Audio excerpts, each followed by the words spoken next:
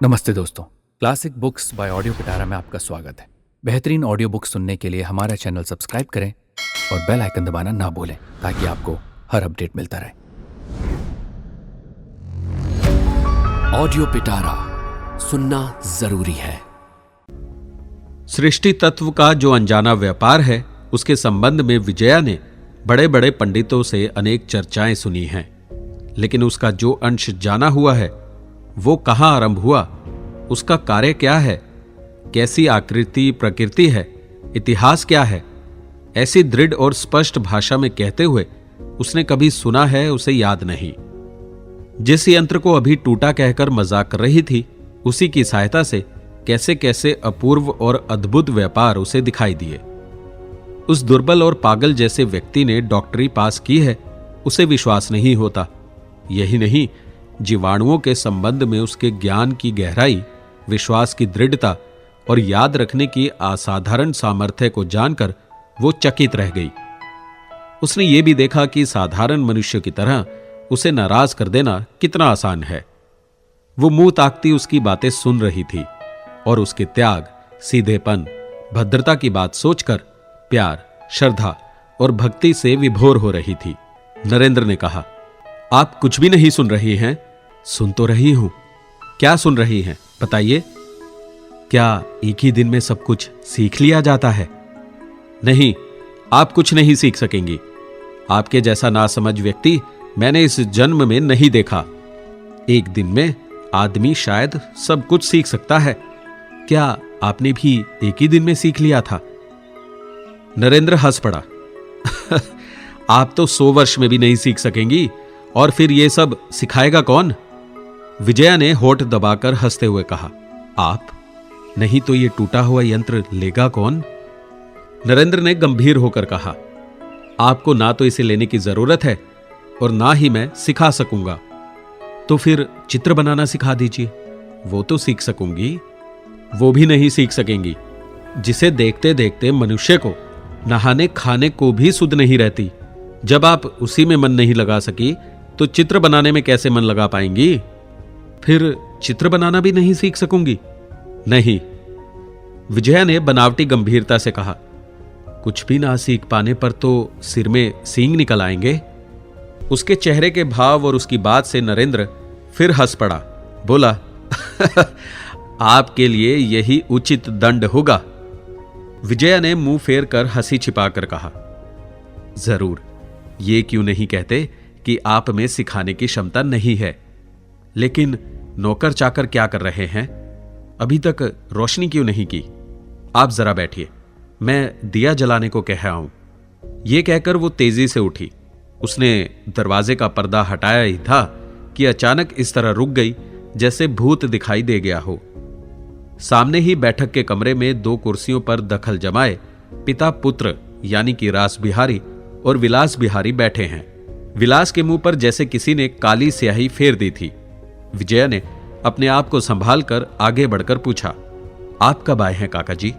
मुझे आपने बुलाया क्यों नहीं? रास बिहारी ने सूखी हंसी हंसकर कहा, लगभग आधा घंटा हो गया। तुम बातचीत में व्यस्त थी, इसीलिए नहीं बुलाया। ये शायद जगदीश का लड़का है। क्या चाहता है? विजया इतने धीरे से बोली कि बगल के कमरे तक आवाज ना जा सके। एक माइक्रोस्कोप बेचकर बर्मा जाना चाहते हैं, वही दिखा रहे थे। विलास गरज उठा, माइक्रोस्कोप? ठगने के लिए उसे और कोई जगह नहीं मिली? रास बिहारी बोले, ऐसी बात क्यों करते हो विलास? हम लोग उसका उद्देश्य नहीं जानते। वो अच्छा भी तो हो सकता है। फिर विजया की ओर देखकर बोले, जो मालूम नहीं उसके बारे में कोई राय प्रकट करना मैं उचित नहीं समझता। क्या कहती हो बेटी? ये भी ठीक है कि जोर देकर कुछ भी नहीं कहा जा सकता, लेकिन वो चाहे जो हो, उसकी हमें जरूरत क्या है? दूरबीन होती तो शायद दूरी उरी देखने में काम भी आ सकती थी। अरे कौन है? कालीपद उस कमरे में रोशनी करने जा रहा है। वहां बैठे बाबू से कह देना कि हम लोग नहीं खरीदेंगे, वो जा सकते हैं। विजया डरते डरते बोली, मैंने तो उनसे कह दिया है कि मैं लूंगी। रास बिहारी ने आश्चर्य से कहा, क्यों लोगी? उसकी क्या आवश्यकता है? विजया चुप रही। रास बिहारी ने पूछा, कितनी कीमत मांगता है? 200 रुपए। रास बिहारी बोहें फैलाकर बोले, 200 रुपए चाहता है? क्या कहते हो विलास? कॉलेज में उसने एमए क्लास पढ़ते समय इन सब चीजों को काफी देखा सुना उल्टा पलटा है। 200 रुपए एक माइक्रोस्कोप की कीमत? कालीपद, जा उनसे कह दे ये सब चालबाजी यहां नहीं चलेगी। लेकिन जिससे कहना था वो तो अपने कानों में सब कुछ सुन रहा था।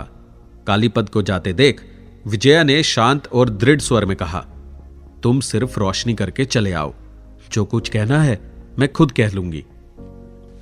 विलास ने पिता से व्यंग्य भरे स्वर में कहा, बाबूजी, बेकार ही अपना अपमान क्यों कराते हो? उन्हें शायद अभी कुछ और देखना बाकी है। रास बिहारी तो चुप रहे, लेकिन क्रोध से विजया का मुंह लाल हो उठा। विलास उसे देखकर बोला, मैंने भी अनेक तरह के माइक्रोस्कोप देखे हैं बाबूजी, लेकिन किसी में भी हो करके हंसने की कोई बात नहीं पाई। कल के खाना खाने की बात भी वो जान गया था और आज का हंसना भी उसने सुन लिया था। विजया की आज की वेशभूषा की सजावट भी उसकी नजरों से छिपी ना थी। ईर्ष्या के जहर से वो इस तरह जल रहा था कि उसे सही गलत का ज्ञान नहीं रहा। विजया ने उसकी ओर पीठ फिरा ली और रास बिहारी से बोली, मुझसे क्या कोई खास बात करनी है काका जी? लड़की की ओर गुस्से से देखकर रास बिहारी ने नरमी से कहा, बात तो जरूरी करनी है बेटी, लेकिन उसके लिए जल्दी क्या है? फिर कुछ ठहर कर बोले, मैंने तो सोचकर देखा है कि जब उसे बात दे दी है तो उसे लेना होगा। 200 रुपए अधिक है या बात का मूल्य? कल आकर रुपए ले जाने को कह दो बेटी। क्या आपसे कल बातें नहीं हो सकती काका जी? रास बिहारी ने आश्चर्य से पूछा। क्यों बेटी? रात हुई जा रही है, उन्हें बहुत दूर जाना है, उनसे मुझे कुछ बातें भी करनी है, विजया ने निसंकोच कहा। उसकी इस गुस्ताखी भरी स्पष्टता से हैरान हो जाने पर भी बूढ़े ने प्रकट नहीं होने दिया। आंख उठाकर देखा, लड़की की आंखें हिंसक पशु के समान झकझक कर रही हैं और कुछ कह बैठने की चेष्टा के साथ जैसे युद्ध कर रही हो। धूर्त रास बिहारी ने पलक झपकते ही स्थिति समझ ली और मुस्कुराते हुए बोला, अच्छा तो है बेटी, मैं कल सवेरे आ जाऊंगा। चलो विलास, अंधेरा हुआ जा रहा है। कहकर वो उठ खड़े हुए और लड़के की बाहें धीरे से खींचकर उसके क्रोध के बाहर निकलने से पहले ही उसे साथ लेकर बाहर निकल गए। उस कमरे में बत्ती जला आया हूं मां जी, कालीपद ने उस कमरे में आते हुए कहा। अच्छा, कहकर विजया अपने को सचेत कर दरवाजे का पर्दा हटाकर धीरे से कमरे में चली गई। नरेंद्र गर्दन नीची किए कुछ सोच रहा था। उठ खड़ा हुआ और दुख के साथ बोला, इसे मैं लिए जाता हूं। आपका आज का दिन बहुत बुरा बीता। क्या जाने सुबह किसका मुंह देखकर उठी थी। मैंने भी आपसे बहुत सी अप्रिय बातें कही और वे लोग भी कह गए। विजया के मन में आग जल रही थी, लेकिन संयत स्वर में बोली, आपने सारी बातें अपने कानों से सुन ली हैं, इसीलिए कहती हूं कि आपके संबंध में उन्होंने जो बातें की उसकी अनधिकार चेष्टा है। मैं उन्हें कल समझा दूंगी।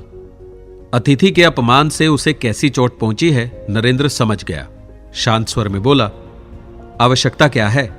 इन चीजों के बारे में वे जानते नहीं, इसलिए उन्हें संदेह हुआ है, नहीं तो मेरा अपमान करने में उन्हें कोई लाभ नहीं था। आपको भी पहले संदेह हुआ था, तो क्या अपमान करने के लिए? वे लोग आपके अपने हैं, शुभ चिंतक हैं, मेरे कारण उन्हें दुखी मत कीजिए। लेकिन अब रात हुई जा रही है, मैं जाता हूं। कल या परसों एक बार आ सकेंगे? अब तो समय नहीं मिलेगा, मैं कल जा रहा हूं। कल ही बर्मा जाना हो सकेगा। कलकत्ता में कुछ दिन ठहरना पड़ेगा, लेकिन दोबारा मिलने का। विजया की आंखें डबडबा आई। वो मुंह ना उठा सकी, ना कुछ कह सकी। नरेंद्र ने हंसकर कहा, आप खुद इतना हंसा करती हैं और आप ही इतनी मामूली सी बात से इतना नाराज हो गई। मैं ही बिगड़कर आपको मोटी बुद्धि की और ना जाने क्या क्या कह गया हूं, लेकिन उससे तो नाराज नहीं हुई, बल्कि होठ दबाकर हंसती रही। उससे मुझे और भी क्रोध आया था, लेकिन आप हमेशा याद आएंगी, आप खूब हंसा सकती हैं। शांत वर्षा की बूंदें हवा के जोर से जिस प्रकार पत्तों से झर पड़ती हैं, उसी तरह इस अंतिम बात से आंसू की कई बूंदें विजया की आंखों से झरकर मिट्टी पर गिर पड़ी। लेकिन हाथों से पोंछने पर नरेंद्र की नजर न पड़ जाए, वो चुपचाप मुंह नीचा किए खड़ी रही। नरेंद्र कहने लगा, इसे ले नहीं सकी इसीलिए आप दुखी हैं। यह कहकर वो व्यवहारिक ज्ञान से अनजान वैज्ञानिक पलक झपकते एक विचित्र हरकत कर बैठा। अचानक हाथ बढ़ाकर विजया की ठोड़ी पकड़कर आश्चर्य से बोला, ये क्या, आप रो रही हैं? बिजली की गति से विजया ने दोनों पैर पीछे हटाकर आंसू पोंछ डाले। नरेंद्र ने सक पकाकर पूछा, क्या हुआ? ये सब बातें उस बेचारे की बुद्धि से परे थी। वो जीवाणुओं को पहचानता था। उन सब के नाम, धाम, जाति, गोत्र आदि की कोई बात उससे अज्ञात नहीं थी। उनके कार्यकलाप, रीति नीति के संबंध में उससे रत्ती भर भी भूल नहीं हुई। उनके आचार विचार का सारा हिसाब उसके नाखूनों पर था। लेकिन यह क्या, जो निर्बोध कह देने से छिपकर हंसती है, जो श्रद्धा और कृतज्ञता से अभिभूत होकर प्रशंसा करने से रो रो कर नदी बहा देती है, प्रकृति के ऐसे अद्भुत प्राणी के साथ ज्ञानी आदमी का सहज व्यवहार किस तरह चल सकता है? वो क्षण भर हैरान सा खड़ा रहा। उसके बाद जैसे ही उसने हौले से बैग उठाया, विजया रूंधे गले से बोल उठी, ये मेरा है, आप रख दीजिए। और रुलाई अधिक न रोक सकने के कारण तेजी से कमरे से निकल गई। उसे नीचे रखकर नरेंद्र हैरान सा 2-3 मिनट खड़ा रहा। उसने बाहर आकर देखा, कहीं कोई नहीं था। कुछ देर वो राह देखता रहा, फिर खाली हाथ अंधेरे रास्ते पर चल पड़ा। विजया ने लौट कर देखा, बैग रखा है, लेकिन उसका मालिक नहीं है। वो रुपये लेने अपने कमरे में गई थी, लेकिन बिस्तर पर लेटकर रुलाई रोकने में कितनी देर हो गई, इसका उसे होश नहीं रहा। पुकारने पर कालीपद बाहर आया। पूछने पर दुनिया भर के कामों की लंबी लिस्ट सुनाने के बाद बोला, मैं ऊपर था, जानता नहीं बाबू कब चले गए।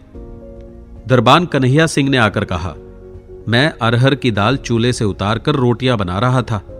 मौका पाकर बाबू कब चुपके से बाहर निकल गए, मुझे मालूम ही नहीं हुआ।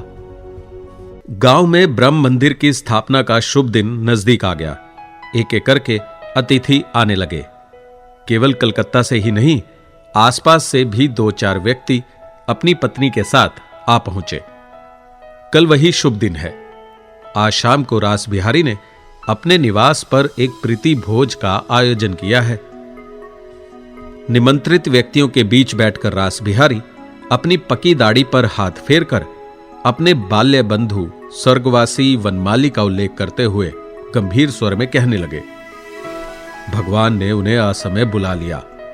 उनकी मंगल इच्छा के विरुद्ध हमारी रत्ती भर भी शिकायत नहीं है, किंतु बाहर से देखकर आप इनका अनुमान भी ना लगा सकेंगे कि वे मुझे कैसी हालत में छोड़ गए हैं। हम लोगों के मिलन का दिन निरंतर निकट आता जा रहा है। निराकार ब्रह्म के श्री चरणों में मैं यही प्रार्थना करता हूं कि अपनी असीम करुणा से उस दिन को और भी निकट कर दें। ये कहकर उन्होंने कुर्ते की बाह से अपनी आंखें पोंछ ली। फिर कुछ पल आत्म समाधि मग्न मौन रहकर, कुछ प्रसन्न होकर बचपन में खेलने कूदने का, पढ़ने लिखने का, सत्य कर्म ग्रहण करने का इतिहास बताकर बोले, लेकिन वनमाली का कोमल मन गांव का अत्याचार सहन नहीं कर सका। वो कलकत्ता चले गए, लेकिन मैंने सारे कष्ट सहकर गांव में रहने की प्रतिज्ञा की। मन ही मन कहा, सत्य की जय होगी ही। उनकी महिमा से एक दिन विजयी होऊंगा ही। वही शुभ दिन सामने है। इतने समय बाद इसी से आप लोगों की पद धूली पड़ी। आज वनमाली हम लोगों के बीच नहीं है, लेकिन मैं आंखें मूंदते ही देख पा रहा हूं। वो देखिए, वो आकाश से आनंद से मधुर मधुर हंस रहे हैं। ये कहकर वो फिर आंखें मूंदकर समाधि मग्न हो गए। उपस्थित व्यक्तियों के मन भर आए। विजया की आंखों में आंसू डबडबा आए। रास बिहारी आंखें पोंछकर दायां हाथ फैलाते हुए बोल उठे, उनकी एकमात्र कन्या ये विजया है, पिता के समस्त गुणों की अधिकारिणी, कर्तव्य पालन में कठोर और सत्य कहने में दृढ़ और निर्भीक। और ये मेरा बेटा विलास बिहारी है, वैसा ही अटल और दृढ़ मन का। ये दोनों बाहर से इस समय अलग है, फिर भी अंदर से हां, वो शुभ दिन निकट आ रहा है जिस दिन आप लोगों की पद धूलि के प्रसाद से इनका सम्मिलित जीवन धन्य होगा। मधुर कलरव से सारी सभा गूंज उठी। जो महिला निकट बैठी थी उसने विजया का हाथ अपने हाथ में लेकर जरा सा दबा दिया। रास बिहारी गहरी सांस छोड़कर बोले, ये उनकी एकमात्र संतान है। ये शुभ दिन अपनी आंखों से देखने की उनकी बड़ी इच्छा थी, लेकिन सारा अपराध मेरा है। हम लोग सिर्फ मुंह से ही कहते हैं, करके नहीं दिखाते। जीवन इतनी जल्दी जा सकता है मैंने सोचा भी नहीं था, लेकिन अब मुझे होश आ गया है। अपने शरीर को देखकर अगले फागुन से अधिक देर करने का साहस नहीं होता। कौन जाने मैं भी बिना देखे ही चला जाऊं। रास बिहारी ने दाएं बाएं देखकर कहा, जिस तरह वनमाली अपनी संपूर्ण संपत्ति के साथ कन्या को भी मेरे हाथों सौंप गए हैं, उसी तरह मैं भी धर्मानुसार अपना कर्तव्य पूरा करूंगा। आप लोगों के आशीर्वाद से लंबा जीवन पाकर ये दोनों सत्य के सहारे अपना कर्तव्य पालन करें। जिस स्थान से इनके पिता को निर्वासित किया गया था, उसी स्थान में दृढ़ता के साथ सत्य धर्म का प्रचार करें। यही मेरी एकमात्र प्रार्थना है। वृद्ध आचार्य दयाल चंद्र धाड़ा ने आशीर्वाद वर्षा की। रास बिहारी ने विजया से कहा, बेटी, तुम्हारे पिता नहीं है। तुम्हारी सती साध्वी मां भी बहुत पहले स्वर्ग सिधार गई, नहीं तो यह बात मुझे तुमसे ना पूछनी पड़ती। शर्माओ मत बेटी, कह दो, जिससे आज इन पूजनीय अतिथियों को अगले फागुन के महीने में फिर एक बार पद धूलि देने का निमंत्रण दे सकूं। विजया क्या कहे, दुख, भय और उपेक्षा से गला रूंध गया।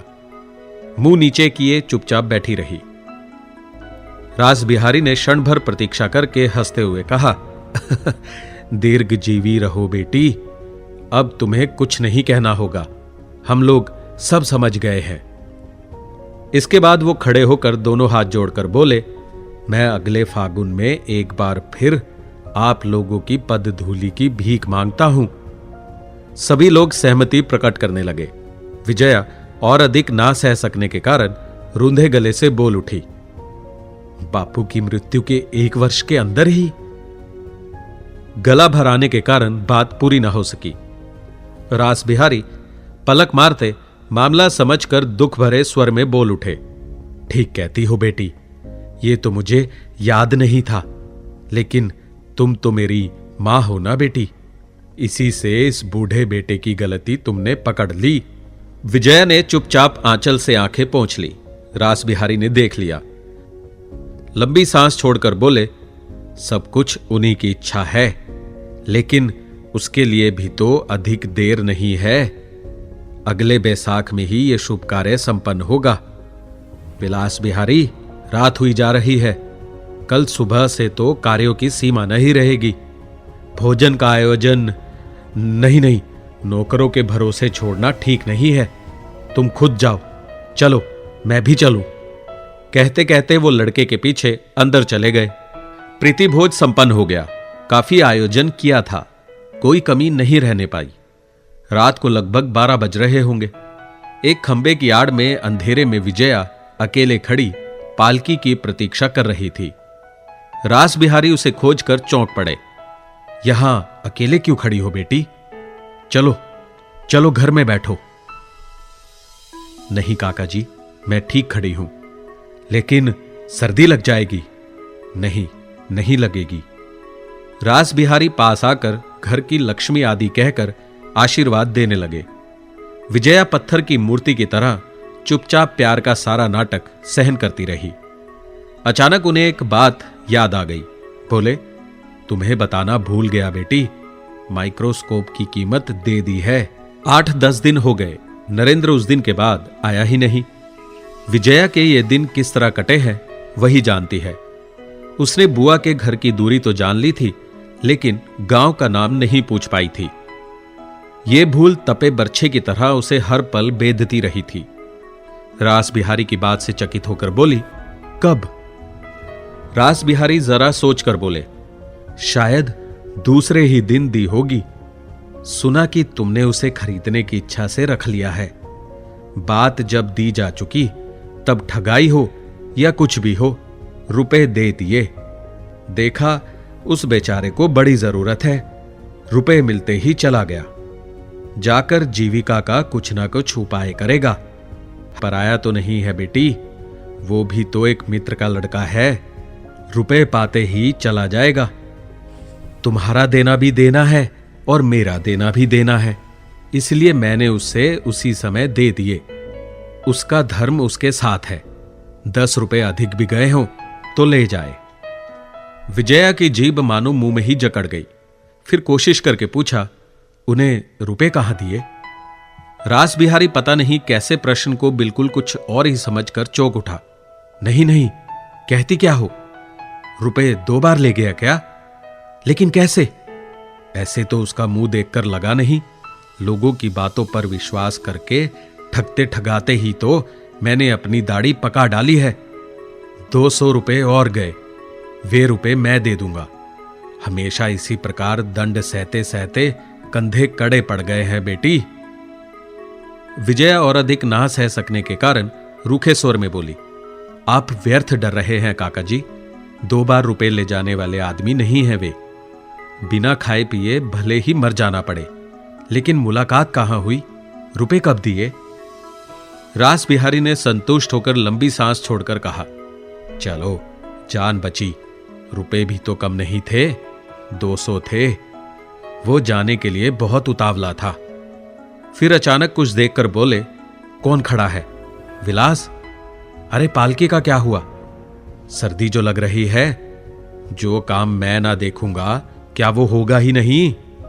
कहकर बड़े गुस्से से दूसरी ओर के खंबे को विलास समझकर तेजी से उसी ओर बढ़ गए। एक दिन था जब विलास के हाथ आत्मसमर्पण करना विजया के लिए कुछ कठिन नहीं था। लेकिन आज केवल विलास ही क्यों, इतनी बड़ी पृथ्वी के इतने करोड़ व्यक्तियों में से केवल एक व्यक्ति को छोड़कर और किसी को छूने तक की बात सोचकर उसका समूचा तन मन घृणा और लज्जा से भर आता है। अंतर्मन घोर पाप के भय से कांप उठता है। यही सोचती हुई रास बिहारी के निमंत्रण के बाद पालकी में बैठे बैठे अनेक पहलुओं की बड़ी बारीकी से आलोचना करती हुई घर आ रही थी। उसके संबंध में पिता की वास्तविक इच्छा क्या है, यह जानने का अवसर उसे नहीं मिला। किंतु उनकी मृत्यु के बाद भविष्य की जीवन धारा विलास बिहारी के साथ ही मिलकर बहेगी, यह निश्चित हो गया था। इस संभावना की कल्पना भी कभी पैदा नहीं हुई कि इसमें किसी प्रकार की बाधा पड़ सकती है। ये जो एक उदासीन व्यक्ति आकाश के ना जाने किस अदृश्य प्रदेश से अचानक धूमकेतु के समान उदय हो गया और पलक झपकते ही अपनी विशाल पूंछ की प्रचंड ताड़ना से सब कुछ छार छार करके उलट पलट करके उसके निश्चित मार्ग की रेखा तक मिटाकर स्वयं कहीं सरक गया, अपना कोई निशान तक नहीं छोड़ गया था, वो सच था या सपना? विजया अपनी समस्त आत्मा को जगाकर आज यही सोच रही थी। यदि वो सपना था तो उसका मोह किस तरह कितने दिनों में समाप्त होगा, और यदि सच था तो जीवन में किस प्रकार सार्थक होगा। घर आकर वो बिस्तर पर लेट गई, लेकिन नींद उसके जलते हुए मस्तक के पास भी नहीं फटकी। आज तो आशंका उसके मन में बार बार उठने लगी कि ये जो चिंता कुछ दिनों से उसे रात दिन व्याकुल कर रही थी, उसमें कुछ सच भी है या वो केवल आकाश कुसुमों की माला है। इस जटिल समस्या का बंधन कौन खोलेगा? मां नहीं है, पिता भी परलोक में है, भाई बहन तो थे ही नहीं। अपना कहने को रास बिहारी के अतिरिक्त और कोई नहीं है। वो ही उसके बंधु मित्र और अभिभावक हैं। आज उसके सामने ये बात पानी के समान साफ हो गई कि उन्होंने कौन सा शुभ उद्देश्य सिद्ध करने के लिए इतनी जल्दी करके उसके बचपन से परिचित कलकत्ता के समाज से दूर इस देश में लाकर डाल दिया है। पानी की उस स्वच्छता के भीतर जितनी दूर तक उनकी नजर गई, सब कुछ स्पष्ट होकर दिखाई देने लगा। विदेश जाने के लिए नरेंद्र को बिना मांगे सहायता देना, अपने घर प्रीति भोज का आयोजन, संभावित मेहमानों के सामने विवाह का प्रस्ताव, लजीला मौन, सहमति मानकर उसका प्रचार, इस प्रकार हर ओर से बांध लेने की बूढ़े की इन कोशिशों की कोई भी बात छिपी ना रह सकी। लेकिन रहस्यपूर्ण बात यह है कि रास बिहारी के काम में जोर जबरदस्ती कहीं दिखाई नहीं देती। साथ ही विजया को अपनी असहाय अवस्था का चित्र भी स्पष्ट दिखाई दिया। वो आतंक से कांप उठी, सारी रात सो ना सकी और अपने स्वर्गवासी पिता को बार बार पुकार कर और रो रो कर कहने लगी, बापू, तुम तो इन लोगों को पहचानते थे, तब मुझे इनके हाथों में क्यों सौंप गए? एक समय उसने खुद ही विलास को पसंद किया था। उसके साथ ही मिलकर पिता की इच्छा के विरुद्ध नरेंद्र के सर्वनाश की कामना की थी। यही कामना ही आज उसकी समस्त हितकर इच्छाओं को पराजित करके विजय प्राप्त कर रही है। यह सोचकर उसका दिल फटने लगा।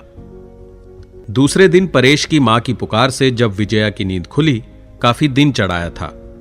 उठते ही सुना बाहरी कमरा निमंत्रित व्यक्तियों से भर गया है। केवल वही नहीं है। इस भूल को सुधारने के लिए क्या जल्दी करती? सारे दिन के उत्सव के हंगामे को याद करके खींच उठी। शीतकाल के प्रभातकालीन सूर्य की किरणें बगीचे के आम के वृक्षों की शाखाओं पर बिखर गई थी। उनके पत्तों के बीच में से सामने के मैदान से होकर खेलते कूदते और गायों को चराने के लिए जाते हुए ग्वाल बाल दिखाई दे रहे थे। जब से वो देश आई है तब से इस दृश्य को देखते देखते मन कभी नहीं भरा। अनेक बार आवश्यक काम टालकर भी बहुत देर तक टकटकी लगाए इस दृश्य को देखती रही है। आज वो सोच ही नहीं सकी कि इसमें कौन सी मधुरिमा थी। तभी उसने देखा कालीपद एक डग में 3-3 सीढ़ियां पार करता हुआ ऊपर आ रहा है। विजया को देखते ही बोला, माँ जी जल्दी कीजिए, छोटे बाबू बुरी तरह नाराज हो रहे हैं, आज कहीं इतनी देर करनी चाहिए। आग की चिंगारी बारूद के ढेर में पड़कर जैसा विस्फोट होता है, कालीपद की सूचना ने विजया के तनमन में ठीक वैसा ही विस्फोट जगा दिया। उसे लगा जैसे पैरों के तलवों से लेकर बालों के छोर तक एक ही पल में प्रचंड ज्वाला धधक उठी हो, लेकिन कुछ कह न सकी। उसकी दोनों जलती आंखों से आग बरसने लगी। उन आंखों को देखते ही कालीपद कांप उठा। वो कुछ कहना चाहता था कि विजया ने कहा, तुम नीचे आ जाओ कालीपद। विजया जानती थी कि इस मकान में छोटे बाबू का अर्थ विलास बिहारी और बड़े बाबू का अर्थ रास बिहारी है। दोनों पिता पुत्र यहां इतने बड़े बन बैठे हैं कि उनके क्रोध का भार आज नौकर चाकरों के निकट मालिक तक को पार कर गया है। यह बात विजय को आज ही मालूम हुई। उसने स्पष्ट देखा कि इतने ही समय में विलास यहां का वास्तविक स्वामी और वो उसकी दया पर जीने वाली बन गई है। आधे घंटे के बाद वो तैयार होकर नीचे उतर आई। लोग चाय पी रहे थे। लगभग सभी लोगों ने खड़े होकर अभिवादन किया और उसके चेहरे और आंखों के रूखेपन को देखकर हैरान हो उठे। अचानक विलास बिहारी अपने चाय का प्याला मेज पर पटक कर बोल उठा, इस समय भी नींद ना खुलती तो भी चल जाता। ये कहे बिना नहीं रहा जाता कि तुम्हारे व्यवहार से मैं तंग होता जा रहा हूं। यह ठीक है कि उसे नाराजगी प्रकट करने का अधिकार था, लेकिन बाहर के इतने लोगों के सामने भावी पति की इस कर्तव्यपरायणता ने अत्यधिक अभद्रता के रूप में सबको दुखी और हैरान कर दिया। लेकिन विजय ने उसकी ओर आंख उठाकर भी नहीं देखा, जैसे कुछ भी ना हुआ हो। सबको नमस्कार करके बूढ़े आचार्य दयाल बाबू की ओर बढ़ गई। आपके चाय पीने में कोई विघ्न तो नहीं हुआ? मुझसे अपराध हो गया, मैं जल्दी ना उठ सकी। वृद्ध दयाल ने प्यार से कहा, नहीं बेटी, किसी को कोई असुविधा नहीं हुई। विलास बाबू और रास बिहारी बाबू ने कहीं कोई कमी नहीं होने दी। लेकिन तुम स्वस्थ नहीं दिखाई दे रही, तबीयत तो खराब नहीं हो गई? ये हमेशा कलकत्ता में नहीं रहते, इसलिए विजया पहले से ही उन्हें नहीं पहचानती थी। कल भी उसने उन्हें अच्छी तरह नहीं देखा था, लेकिन आज कमरे में पैर रखते ही उस वृद्ध की शांत सौम्य मूर्ति ने मानो बिल्कुल अपने आदमी की तरह उसे आकर्षित कर लिया। वो उनके पास जा खड़ी हुई। उसे ना जाने क्यों उनकी आवाज में पिता की आवाज की प्रतिध्वनि सुनाई दी। दयाल एक कोच पर बैठे थे, बगल में और थोड़ी सी जगह थी।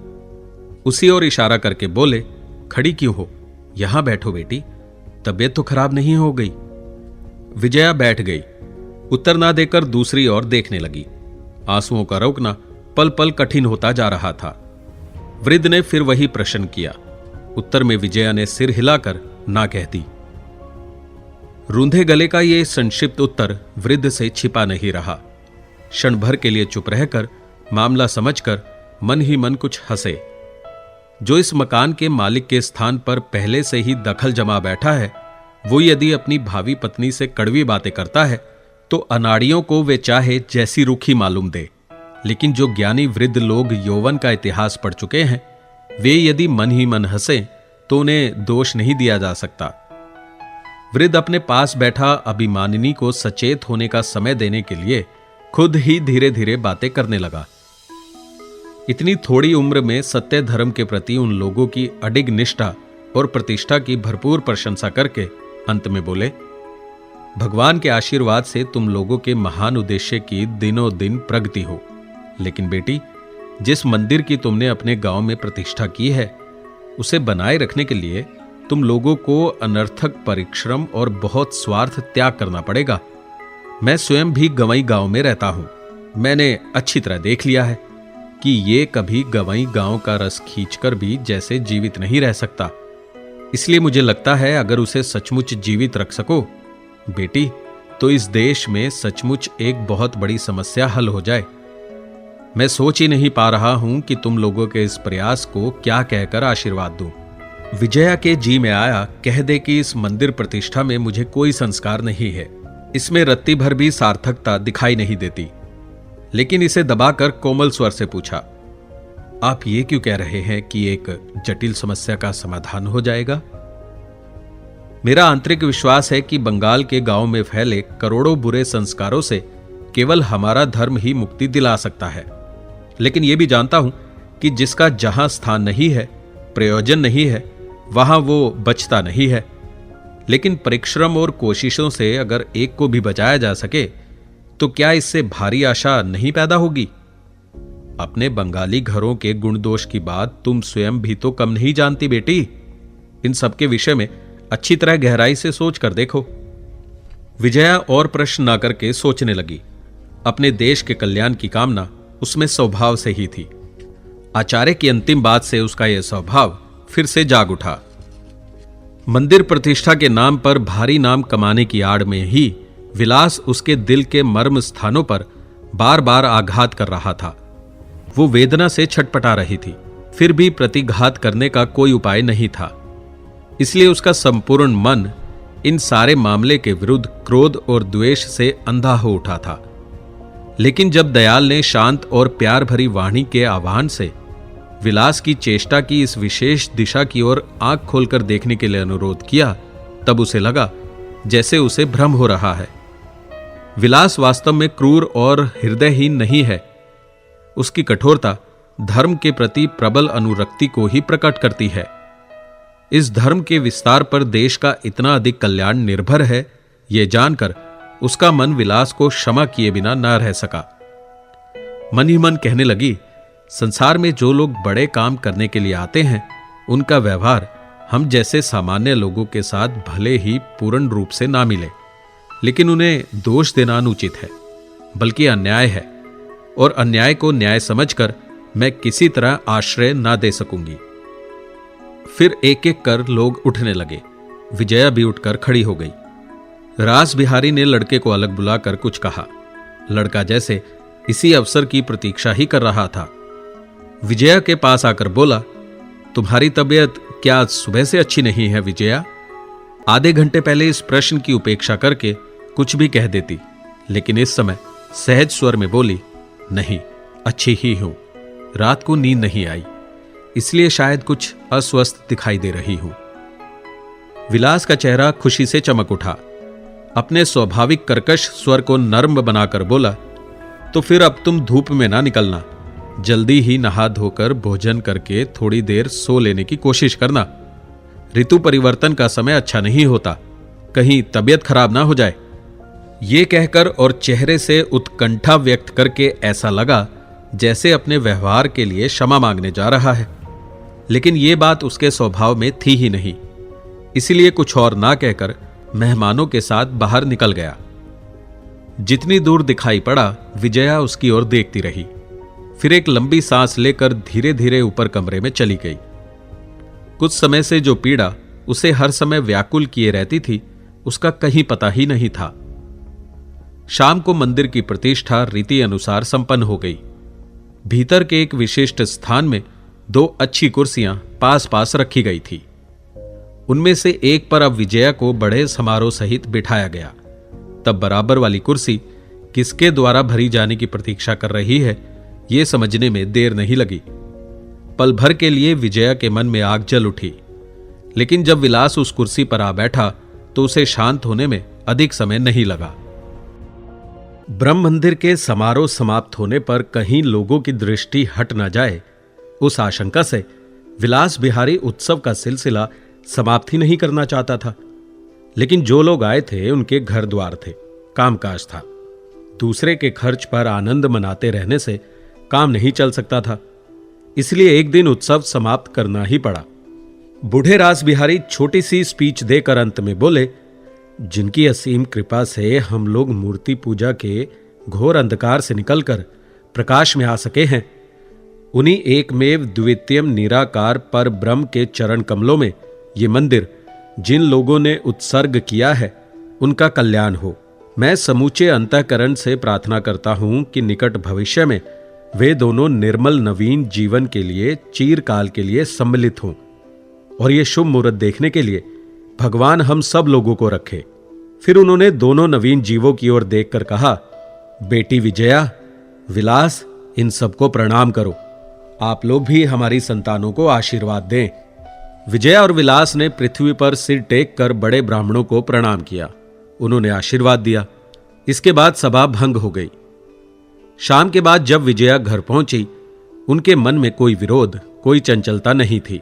धर्म के आनंद और उत्साह से उसका दिल इस सीमा तक भरा हुआ था कि वो खुद ही कहने लगी, पार्थिव सुख ही एकमात्र सुख नहीं है, बल्कि धर्म के लिए, दूसरों के लिए उस सुख का बलिदान कर देना ही सबसे उत्तम है। उसने जोर देकर मन को समझाया कि भले ही विलास के साथ विचार ना मिलते हों, लेकिन धर्म के संबंध में हमारे बीच कभी विरोध ना होगा। बिस्तर पर लेटकर वो सोचने लगी, अच्छा ही हुआ कि विलास जैसे दृढ़ संकल्प, धर्मपरायण, कर्तव्यनिष्ठ व्यक्ति के साथ मेरा जीवन सदैव के लिए जुड़ने जा रहा है। मेरे द्वारा भगवान को अनेक काम कराने हैं, इसलिए उन्होंने मेरे मन की गति बदल दी। दूसरे दिन विलास ने हाथ जोड़कर सबसे कहा, आप लोग अगर महीने में एक बार ही आकर मंदिर की मर्यादा बढ़ा जाया करें तो हम लोग आजीवन आपके कृतज्ञ रहेंगे। अनेक लोग इस अनुरोध को स्वीकार करके ही लौटे। रास बिहारी ने आकर कहा, बेटी विजया, अगर तुम लोग अपने मंदिर का स्थायित्व चाहते हो तो दयाल बाबू को यहीं रखने की कोशिश करो। विजया ने आश्चर्य और प्रसन्नता से पूछा, क्या यह संभव है काका जी? रास बिहारी ने हंसकर कहा, संभव ना होता तो क्या कहता बेटी, उन्हें मैं बचपन से जानता हूं। एक प्रकार से मेरे बाल्य बंधु हैं। गरीब होने पर भी खालिस आदमी हैं। अपनी जमींदारी में कोई काम दे दो तो उन्हें आसानी से रखा जा सकता है। मंदिर के मकान में कमरों की कमी नहीं है। 2-4 कमरे लेकर अपने परिवार के साथ आनंद से रह सकते हैं। इन वृद्ध सज्जन के प्रति विजया को सच्ची श्रद्धा हो गई थी। उनकी आर्थिक हीन अवस्था को सुनकर श्रद्धा में करुणा जाग उठी। जल्दी से रास बिहारी के प्रस्ताव का समर्थन करके बोली, उन्हें यहीं रखिए, मुझे सचमुच बड़ी खुशी होगी काका जी। यही हुआ। दयाल परिवार के साथ वहीं रहने लगे। दिन बीतने लगे। आधा माघ भी बीत गया। जमींदारी और मंदिर का काम ढंग से चलने लगा। कहीं कोई विरोध या अशांति किसी की कल्पना में भी उत्पन्न नहीं हुई। नरेंद्र का कोई समाचार नहीं मिला। मिलता भी क्या, केवल 2 दिनों के लिए देश आया था। 2 दिन बाद चला गया। उस माइक्रोस्कोप की ओर जब भी विजया की नजर उठ जाती थी, एक पीड़ा उसके अंतर में जाग उठती थी। वो सोचती थी कि अगर उसके इस नितांत बुरे दिनों में इस चीज का कुछ अधिक मूल्य दे दिया जाता तो अच्छा होता। 2 दिन की जान पहचान से ही ना जाने कैसे इस व्यक्ति के लिए इतना प्रेम पैदा हो गया है। सौभाग्य से प्रकट नहीं हुआ, नहीं तो मिथ्या मोह एक दिन मिट्टी में तो मिल ही जाता। लज्जा को छिपाने के लिए जीवन में भी कहीं स्थान न मिलता। इन 2 दिनों के प्यार ममता के पात्र की जैसे ही उसे याद आती, वो उसे पूरी शक्ति से दूर कर देती। इस तरह माघ का महीना भी बीत गया। फागुन के आरंभ में अचानक अत्यंत गर्मी पड़ने लगी और चारों ओर बुखार फैलने लगा। 2 दिन से दयाल बाबू बुखार में पड़े थे। आज सुबह उन्हें देखने जाने के लिए कपड़े पहनकर तैयार होकर नीचे उतरी थी। बूढ़ा दरबान कन्हैया सिंह लाठी लेने अपने कमरे में गया था। इसी बीच वो बाहरी कमरे में बैठी चाय पी रही थी। नमस्कार। विजया चौंक पड़ी। मुंह उठाकर देखा, नरेंद्र कमरे में आ रहा है। उसके हाथ का प्याला हाथ में ही रह गया। हैरान सी आंखें फाड़ उसे देखती रही। न नमस्कार का उत्तर दिया, न बैठने को कहा। एक कुर्सी की पीठ से नरेंद्र ने अपना डंडा टिका दिया और दूसरी कुर्सी खींचकर बैठ गया। बोला, इस काम से मैं भी नहीं निपट पाया हूं और एक प्याला चाय लाने का हुक्म दे दीजिए। विजया हाथ का प्याला रखकर बाहर चली गई, लेकिन कालीपद से कहकर तत्काल नहीं लौट सकी। ऊपर सीढ़ी की रेलिंग पकड़े चुपचाप खड़ी रह गई। उसका मन भीषण तूफान से पागल हो उठने वाले समुद्र के समान पागल हो उठा। वो नहीं जानती थी कि किसी भी कारण से मनुष्य का दिल इस प्रकार हिल सकता है। फिर भी वो स्पष्ट समझ रही थी कि जब तक ये तूफान शांत नहीं हो जाता, किसी के साथ सहज भाव से बातचीत करना असंभव है। 5-7 मिनट चुपचाप खड़ी रहकर जब उसने कालीपद को चाय लेकर जाते देखा तो उसके पीछे कमरे में आ गई। कालीपद के चले जाने पर नरेंद्र ने विजया की ओर देखकर कहा, आप मन ही मन झल्ला रही होंगी कि आप कहीं बाहर जा रही थी और मैंने बीच में आकर बाधा डाल दी, लेकिन मैं आपको 5 मिनट से अधिक ना रोकूंगा। विजया ने कहा, अच्छा पहले चाय पीजिए। अचानक पश्चिम की ओर नजर आते ही उसने आश्चर्य से पूछा, उस खिड़की को कौन खोल गया? नरेंद्र बोला, कोई नहीं, मैंने खोली है। किस तरह खोली? जिस तरह सब लोग खोलते हैं, खींचकर। क्या कोई अपराध हो गया? विजया ने सिर हिलाकर कहा, नहीं। फिर उसकी लंबी पतली उंगलियों की ओर देखते हुए बोली, आपकी उंगलियां क्या लोहे की हैं? इस खिड़की के बंद हो जाने पर पीछे से जोर से धक्का मारे बिना सिर्फ खींचकर खोल ली? ऐसा आदमी मैंने तो देखा नहीं। नरेंद्र जोर जोर से हंसा। ये वही हंसी है। याद आने पर विजया रोमांचित हो उठी। हंसी रुकने पर नरेंद्र ने सहज स्वर में कहा, सचमुच मेरी उंगलियां बहुत कड़ी हैं। अगर जोर से दबाकर पकड़ ले तो मेरा विचार है किसी भी व्यक्ति का हाथ टूट सकता है। विजया ने हंसी दबाकर कहा, और आपका सिर इनसे भी कड़ा है। टक्कर लगने से। बात समाप्त होने से पहले ही नरेंद्र ने फिर उसी प्रकार ठहाका लगाया। इस आदमी की हंसी प्रभात के आलोक के समान मधुर और ऐसी उपभोग की वस्तु है कि सुनने का लालच त्यागा नहीं जा सकता। नरेंद्र ने जेब से 200 रुपए के नोट निकालकर मेज पर रख दिए और कहा, इन्हीं के लिए आया हूं। मैं चालबाज हूं, ठग हूं। इस तरह की और भी ना जाने कितनी गालियां इन थोड़े से रुपयों के लिए आपने कहला भेजी थी। लीजिए अपने रुपए और दीजिए मेरी चीज। विजया का चेहरा लाल हो उठा, लेकिन स्वयं को संभाल कर बोली, और क्या क्या कहला भेजा था, बताइए तो। नरेंद्र ने कहा, इतना मुझे याद नहीं है, उसे लाने के लिए कह दीजिए। मैं 9:30 की गाड़ी से कलकत्ता लौट जाऊंगा। अच्छा हुआ कि कलकत्ता में नौकरी मिल गई, उतनी दूर नहीं जाना पड़ा। विजया का चेहरा दमक उठा, बोली, भाग्य अच्छा है। नरेंद्र बोला, हां, लेकिन मेरे पास अधिक समय नहीं है। 9 बज रहे हैं, मुझे अभी जाना होगा। उसे लाने को कह दीजिए। विजया ने उसकी ओर आंखें उठाकर कहा, क्या आपके साथ यही शर्त हुई थी कि आप दया करके रुपए लाए हैं, इसलिए उसे लौटा देना होगा? नरेंद्र ने लज्जित होकर कहा, नहीं, ऐसा तो नहीं है, लेकिन आपको तो उसकी कोई आवश्यकता है नहीं। यह आपसे किसने कहा कि आज नहीं है, इसलिए किसी भी दिन नहीं होगी? नरेंद्र ने सिर हिलाकर कहा, मैं कहता हूं यह चीज आपके कभी भी काम नहीं आएगी, लेकिन बेचकर जाने के समय तो आपने कहा था कि इससे मेरा बड़ा उपकार होगा, और मेरे ये कहला भेजने से कि आप मुझे ठग ले गए हैं, आप नाराज हो रहे हैं। उस समय एक तरह की बात और अब दूसरी तरह की बात। नरेंद्र लज्जा से थोड़ा परेशान हो गया। कुछ देर चुप रहकर बोला, तब मैंने सोचा था कि इस बढ़िया चीज को आप अपने व्यवहार में लाएंगी, इस प्रकार डाल के ना रखेंगी।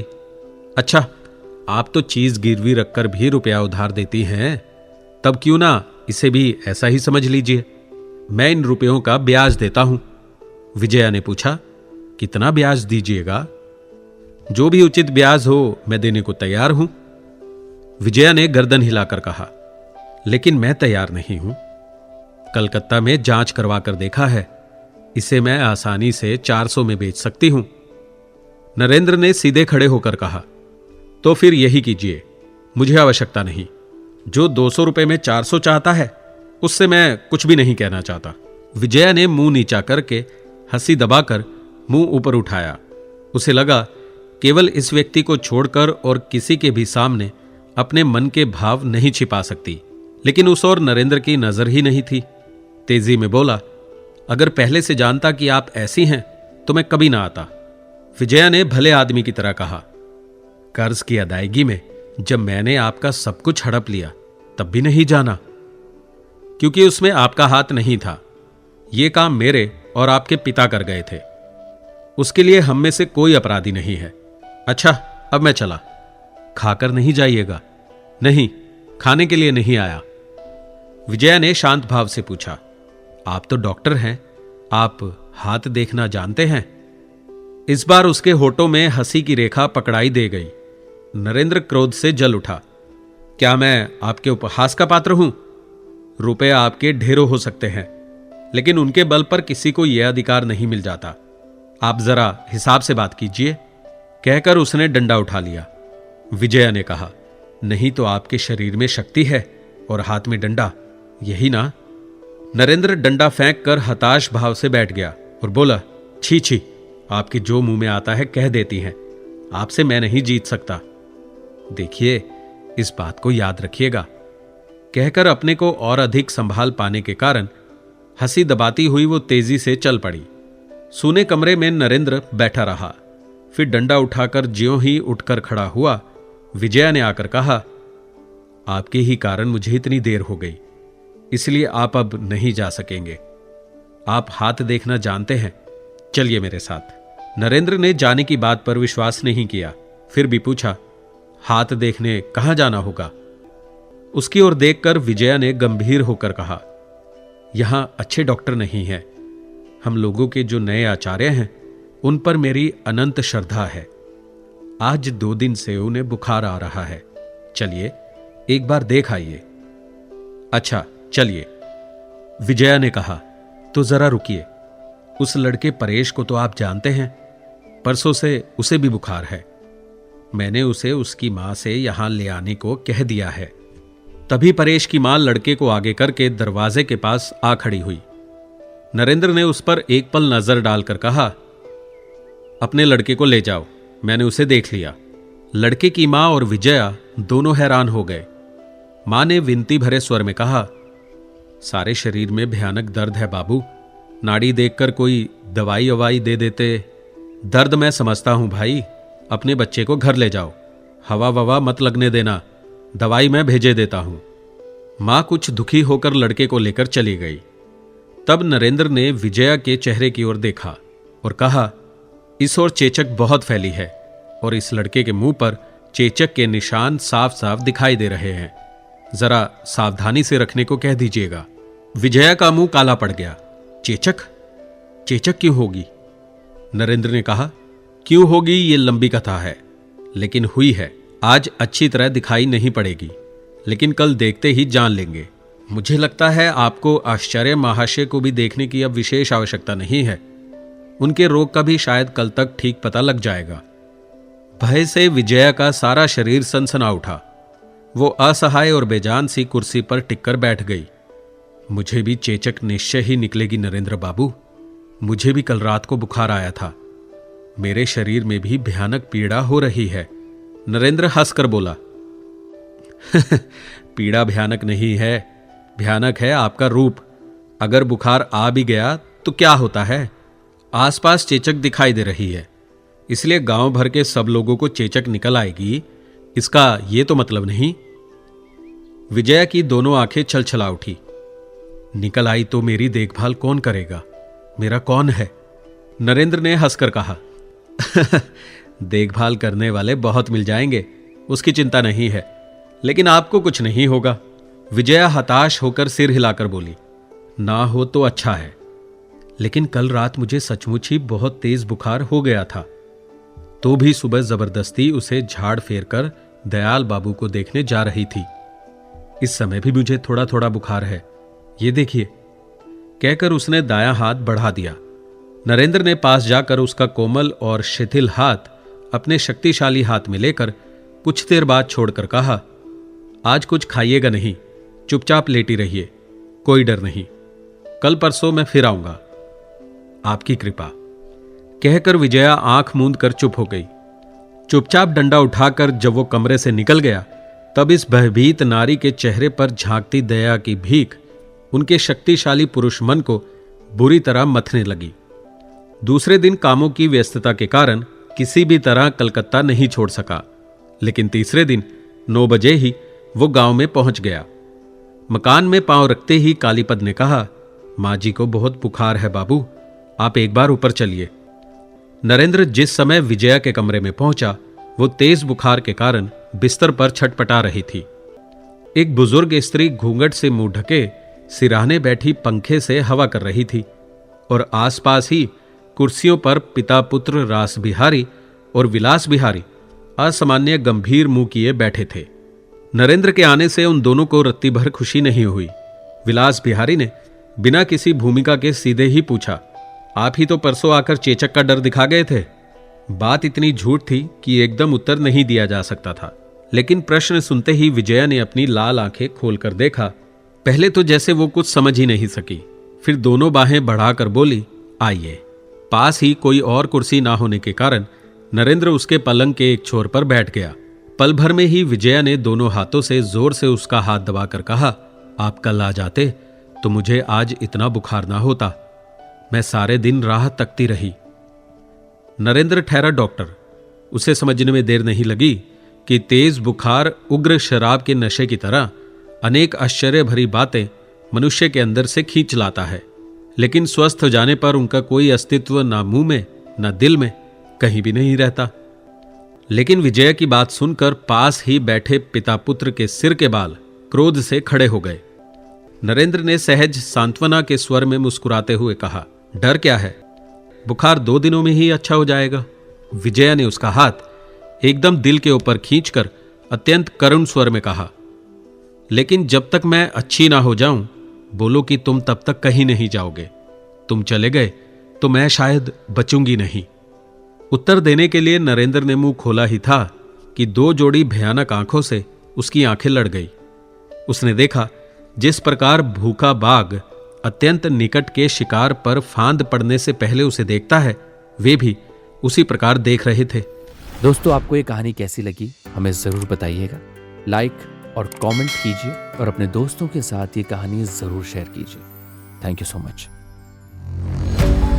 ऑडियो पिटारा सुनना जरूरी है।